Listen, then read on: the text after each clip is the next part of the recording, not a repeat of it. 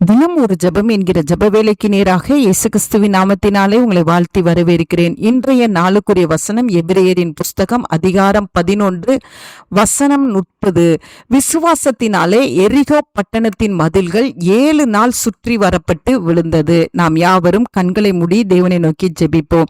எங்களை நேசிக்கிறதான நல்ல தகப்பனே, இந்த வேலைக்காக நாங்கள் நன்றியோடு உம்மை ஸ்தோத்தரிக்கிறோம். கர்த்தர் கொடுத்த புதிய நாளுக்காக நாங்கள் நன்றி செலுத்துகிறோம். புதிய கிருபையினாலே கர்த்தர் எங்களை தாங்குகிறவராய் இந்த ஜெப வேளையில எங்கள் மத்தியிலே நீங்க இறங்கி வந்திருக்கிறபடினால் உமக்கு ஸ்தோத்திரம் ஆண்டவரே. இந்த ஜெப வேளையில எங்களை அர்ப்பணிக்கிறோம் ஆண்டவரே. உமக்கு ஸ்தோத்திரம் ஆண்டவரே, உமக்கு நன்றி.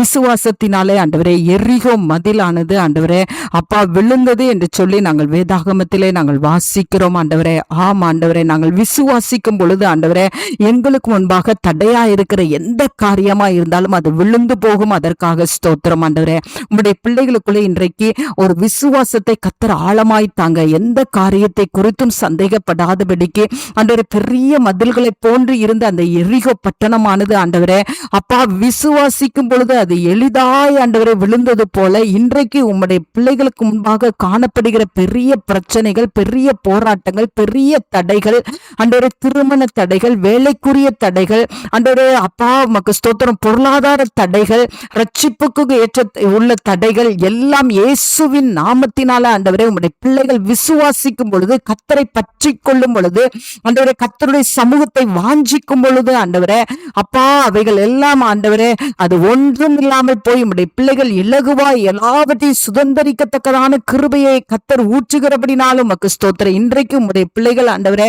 அப்பா உமக்கு ஸ்தோத்திரம், தடையாய் இருக்கிற காரியங்களிலே ஆண்டவரே விசுவாசத்தை ஆண்டவரே அதிகமாய் காண்பித்து ஆண்டவரே அந்த தடையை மேற்கொண்டு ஆண்டவரே உம்முடைய பிள்ளைகள் ஆசீர்வாதத்தை சுதந்திரித்துக் கொள்ள கர்த்தர் உதவி செய்யுங்க. வியாபாரத்துல இருக்கிற தடைகளை ஆண்டவரே அப்பா உம்முடைய பிள்ளைகள் ஆண்டவரே சர்வ வல்லவர் என்னோடு கூட இருக்கிறார் என்று விசுவாசித்து ஆண்டவரே அந்த தடைகளை மேற்கொள்ளுகிற கிருபையை கர்த்தர் தாங்க ஆண்டவரே.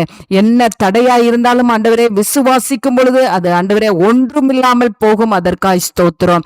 விசுவாசிக்கும் பொழுது எங்களுக்கு எதிரே இருக்கிற மலை கூட அப்புறமாய் போய் ஆண்டவரே அது கடலுக்குள்ளே விழும் என்று சொல்லி நாங்கள் வேதாகமத்திலே வாசிக்கிறோம். என்னோடு கூட சேர்ந்து ஜெபிக்கிற ஒவ்வொரு பிள்ளைகளுக்கும் ஆழமான விசுவாசத்தை தாங்க. அந்த நல்ல கிருபையை கர்த்தர் ஊற்றுகிறபடினால் நன்றி. இயேசுவின் மூலம் ஜெபிக்கிறேன் நல்ல பிதாவே. ஆமேன், ஆமேன்.